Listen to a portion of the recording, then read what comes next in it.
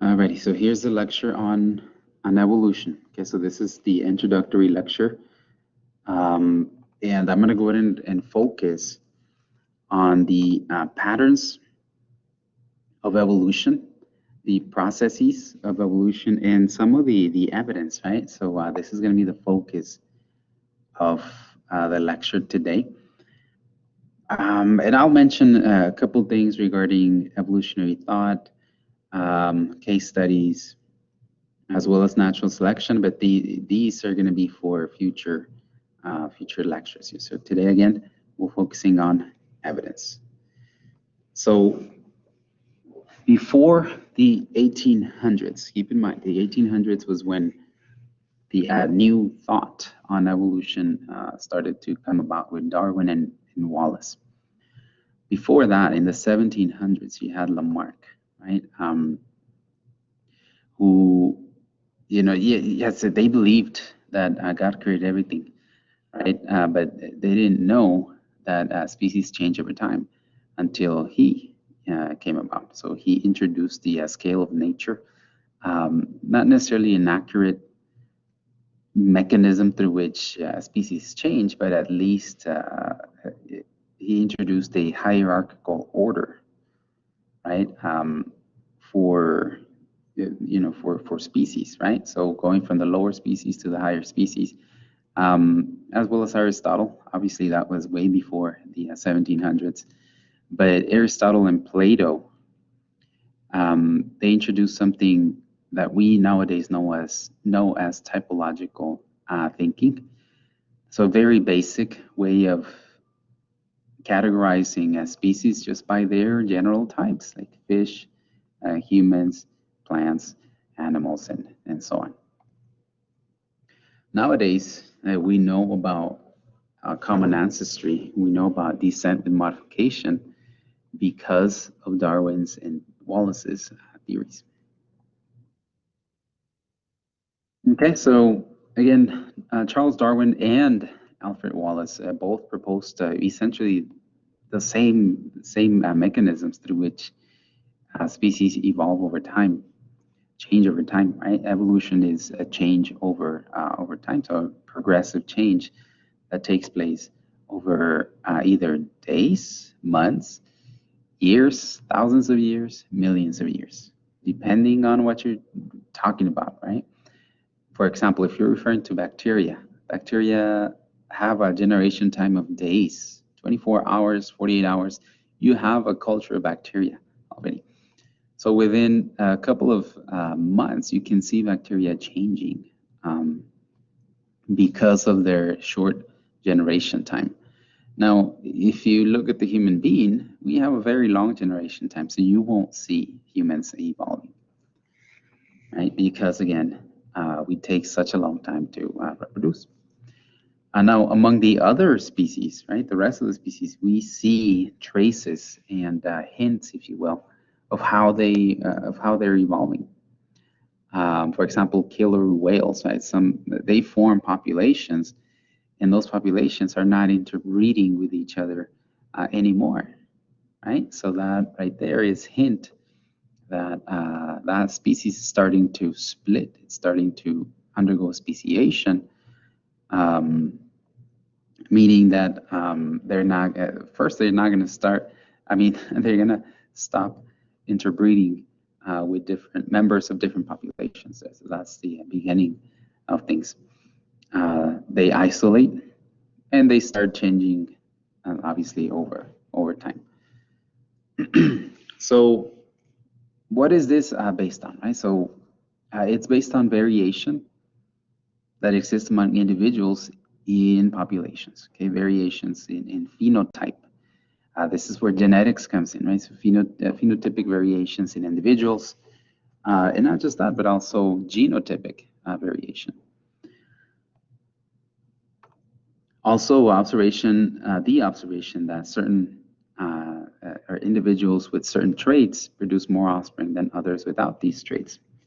Okay, so that right there points to the fact that natural selection, in essence, selects the best adapted traits, phenotypes, that is, that will allow the organisms in populations to better survive. I'm not saying the smartest, I'm not saying the strongest. I'm saying the best adapted. The best adapted, and the organism that has the best adaptability and flexibility to cope with the environment. That's the one who's gonna go ahead and pass down those beneficial traits, because they benefit reproduction, right? They lead to higher rates of reproduction. All right, so now Darwin did introduce his descent with modification theories through natural selection, meaning that over time, newer species arise with modifications from the older species. Okay, so we keep some of the genotypes and phenotypes from our ancestors, but with modifications that again lead to better reproduction rates. Thus, species are related by common ancestry. Right, so we have a common ancestor, and there's a lot of evidence to prove that. And so let's go over some. Right, first is fossils. Right, so we have bones, imprints, and we call those fossils that they're part of the extensive fossil record that we nowadays have. Right, so what are these? In terms of bones, these are evidently traces of organisms that lived a long time ago. They died, and their flesh was degraded. It was eaten by bacteria, by bacteria, fungi, and so on, microorganisms. What was left over was the bones, and the bones mineralized, and they became fossils over thousands of years. Right, so we can extract DNA from those bones. And as little DNA as we can get, we can go ahead and amplify using PCR technology, polymerase chain reaction, to have enough DNA so that we can analyze genes. And that's how we're able to come up with phylogenies, as well as know the ancestors and so on. There's a lot more involved, and that we're going to cover throughout the lectures this and next week. Okay, so based on that, right, based on the extensive fossil record, we were able to come up with a geologic time scale that's divided into eons, eras, periods, epochs, right? So it was thought that the Earth was 6,000 years old. And actually, some people still think that, I still believe that. The Earth is actually 4.6 billion years old. 4.6 billion years old. Again, how do we know that? Well, by using fossils and radiometric dating in order to come up with estimated dates regarding how old fossils are, as well as carbon dating regarding how old rocks are, right? So some of the oldest rocks that we see on Earth are about 4.6 billion, right? And some of the oldest rocks are going to be located not on top of the mountain here, but on the bottom of the mountain. So that's where you see the oldest rocks, as well as fossils like trilobites, ferns. Tracks, obviously, you see them on the top surfaces. Here in your city, the Sun City, we have some tracks of dinosaurs, right? Which nowadays we consider fossils. Okay, look that up. If you didn't know about that, you can go in and take a look. So there it is. Now again, how do we know this? By two things: radiometric dating and carbon dating. Here's how it works.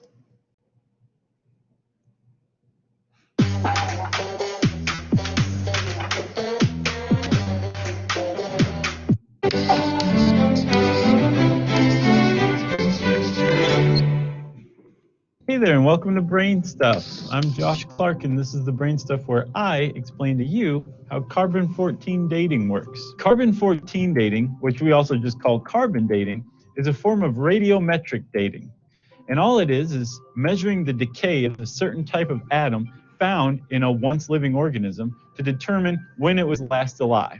And all of this starts in the upper atmosphere of Earth, where it's constantly bombarded by cosmic rays. And one of the things these cosmic rays do is knock neutrons off of some atoms and protons off of others. And before you know it, the nice, stable family man nitrogen-14 atom is all wrapped up and going crazy and becomes what's known as a carbon-14 atom, which is radioactive.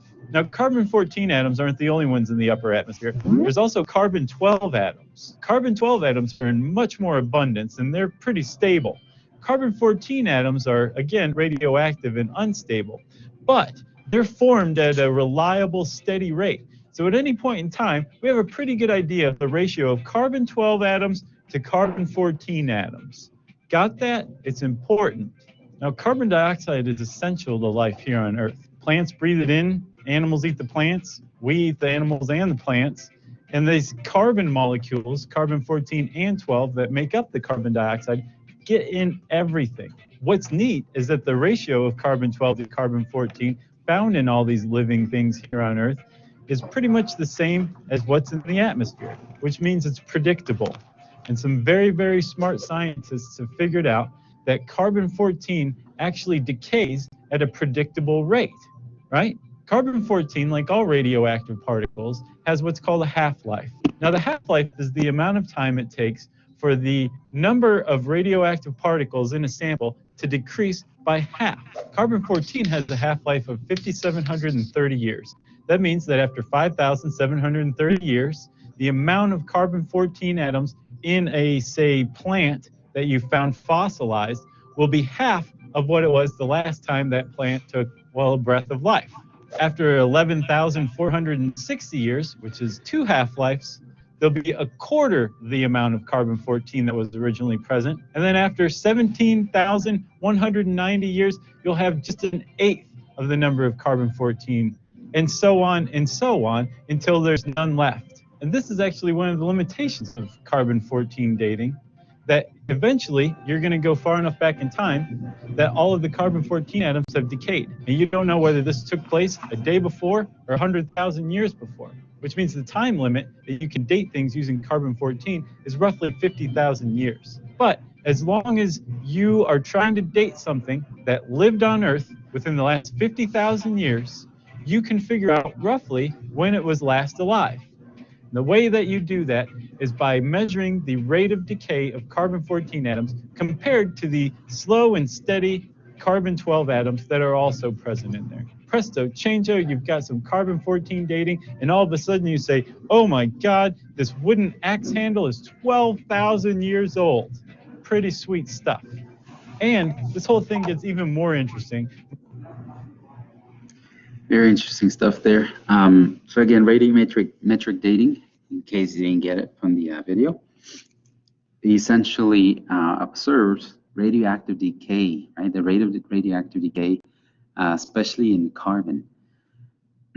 So this is the one way, right, the most important of ways in which we were able to figure out that Earth is actually 4.6 billion years old. And the earliest signs of life actually date to about 3.8 billion years ago.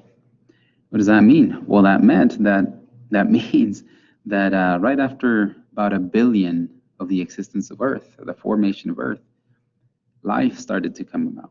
Okay, that's essentially what that means. Now, last semester in biology, 1306, it was studied about the early signs of life, if you will, right? So the first cells we went over, right? And we called those protocells that gave rise to the first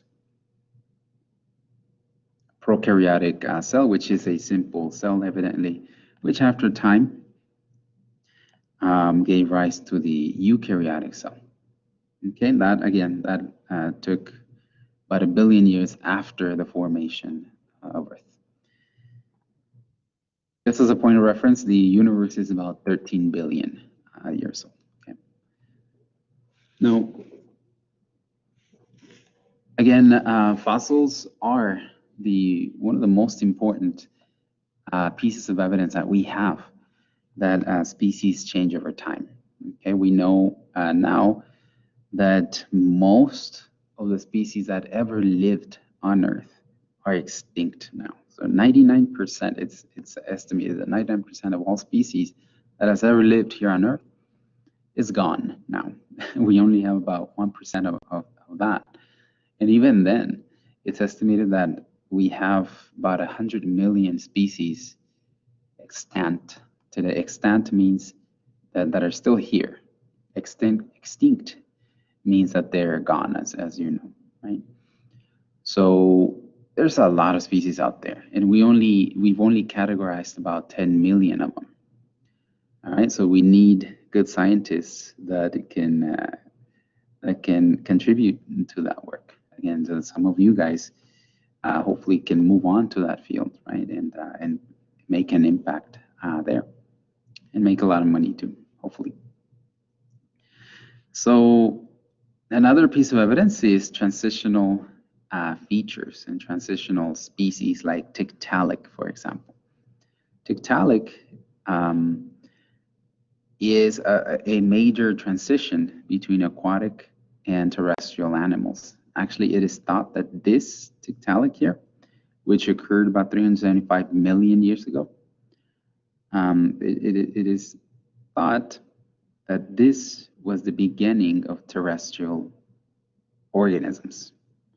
All right, the terrestrial animals, that is. Okay, it's thought that this is the first terrestrial species that existed here on Earth. There were plants already, but again, there were no animals, and they actually came about through this transitional species right here. Okay, but then older fossils, right, that are about 385 million years old. And what I want to show here is the fact that the older bones gave rise to the modern bones that we have nowadays. Okay, and they were given, essentially, they were inherited by these younger species, right, that we nowadays know of transitional species. Okay, so look at the ancestral bones here of this aquatic species. Very similar to the modern bones of our hand, essentially, right? So just kind of analyze and compare those bones. The humerus here, similar to the humerus in this species, ulnar radius, and then the phalanges, if you will, the digits, right? And very similar, not the same, evidently, but nevertheless, you know, the actual grouping of the bones is almost the same, right? So maybe they don't have the same functions now. They have different functions among the species, but nevertheless, they're there in some form, right? So again, that's another piece of evidence. Evidence 4, if you will, vestigial traits. These are reduced traits, or traits that are not completely developed anymore. They might have a function, they might not. If they do have a function, they have a tiny minor function, if you will, like the appendix that we have, right? People think the appendix doesn't have a function anymore. It does have a minor function, and it's in immunity.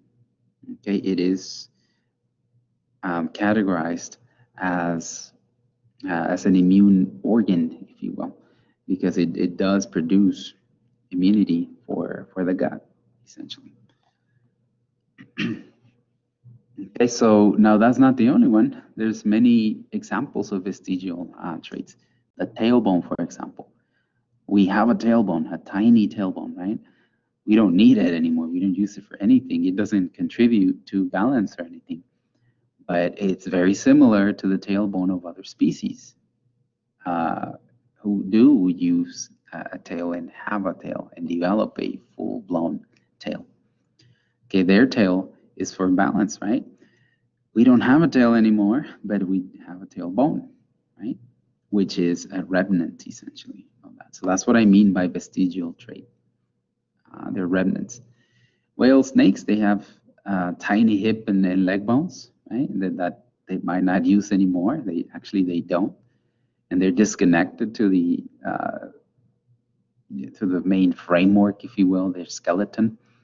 But nevertheless, they're there and they're tiny and they're not used anymore. That's why they're vestigial. Reduced wings in ostriches, for example. Right? They don't fly, but they're still there. The eye sockets in fish, right? In some cave-dwelling fish, they can't see, right? But they still have the eye sockets. Okay, so again, vestigial structures. And here's the example of the human coccyx or the tailbone. Evidence 5. We can see species changing today. Okay, it doesn't have to be a big organism. Actually, a big organism you won't see changing. But microorganisms like bacteria, you can see that. You can see change, right, in those. Like antibiotic resistance, for example. They have a plasmid. If you recall, plasmids are from 1306. Plasmids are circular pieces of DNA in bacteria that are separate from the main chromosome. Plasmids have genes. One of those genes allows bacteria to become resistant to antibiotics, meaning that they don't die because of the presence of antibiotics. Right? That's another piece of evidence. Evidence number 6. Species are related by common ancestor, right? And descent with modification. How do we know this? Because of similarities, right? Starting with Darwin back in the 1800s, analyzing the finches, the beaks in finches in the Galapagos Islands, and then comparing those to finches of the mainland in Ecuador, right? You see a lot of similarities out there. And nowadays, comparing DNA, obviously they didn't have that technology back then, but nowadays we do. And comparing those DNA sequences, we see a lot of similarities, and I'll show you an example in a bit. So we can build phylogenetic trees, right? Such as the one that we're looking at here. Phylogenetic trees tell you about the common ancestry, or the common ancestor of all of these species here on the right. And this common ancestor occurred about 1.5 million years ago, right? So that's right there.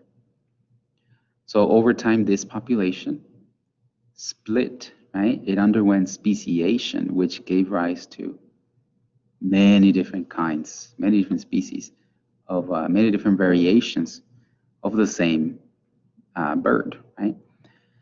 So these are different species, but nevertheless, they're related, right? They're very similar in DNA and in phenotypes, in genotype and in phenotype. So another evidence is homology. Homology is similarity, essentially. Okay, and we have 3 different types: genetic, developmental, structural. First with genetic. Okay, in 1306, Biology 1306 made a big deal off of this. What does this mean? Well, this means that the genes in organisms are very similar. And not just that, but we use the same genetic code. All organisms, regardless of what type you want, what species you want to talk about. Bacteria, right? Plants, animals, protists, whatever you want to talk about. If you analyze their DNA, you're going to see a lot of similarities, including the same nucleotides. Your A, T, G, and C, they're the same. The amino acids that we're looking at here, they're essentially the same. What changes is the arrangement. So we're looking at an amino acid sequence. These are amino acid sequences. This is of a human protein, and this is a fruit fly protein. Same protein right there. But look at the differences in that protein, right? So this amino acid, these are different. These 2 are different. This is different, this is different. Everything else is the same. Next is developmental, right? So what I'm referring to here is embryology, the embryos. The early structures of these species are very similar. Look at the human here in the middle, the chick, and the cat, right? So same parts. They have a head, they have a body, and a tail, right? Head, body, tail. Head right here, body, tail, right?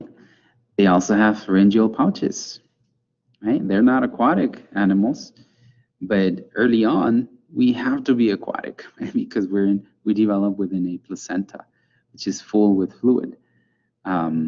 So we need that early on. And that develops evidently into the lungs that later we're going to go and utilize once the animals are born, right? And released out into the environment, if you will. But at least early on, right, look at the similarities here. So that's what I mean by developmental homologies. Structural homologies. These are similarities in morphology, in the body parts. So the human arm, the horse limb, the bird wing, bat wing, right, in the flipper here of a seal. Look at the bones. Humerus, humerus, humerus, humerus, humerus. Radius and ulna, radius and ulna, radius and ulna. Again, they don't look the same, but they're still there, right, in all of these species, as well as the carpals and phalanges, right? They're all there. But each species uses them in a different way, depending on their environment, right? So that's structural homology right there. Evidence 8 is speciation. So the splitting of species into two or more descendant species, such as the one I showed you earlier with the finches.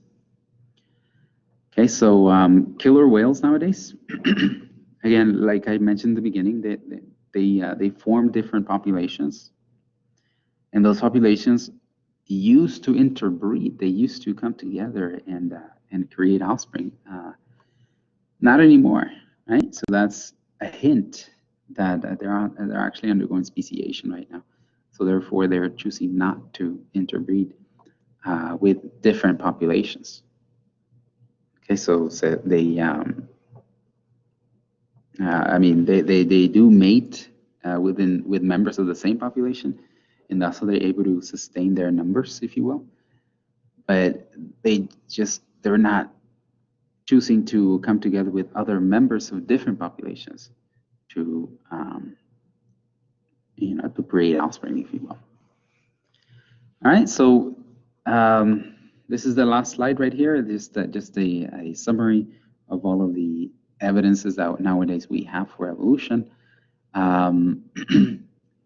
We have species changing through time, and then we have species related by common ancestry here. Number one, life is ancient, right? 3.67 billion years old. The fossil record, number 2. Transitional features, number 3. Vestigial structures, number 4. Characteristics of populations changing over time, right? Changing today, and we can observe those changes nowadays. Number 6, being species are found in the same geographic area. Number 7, sharing of genetic information, developmental homologies, structural homologies. And then number 8, speciation.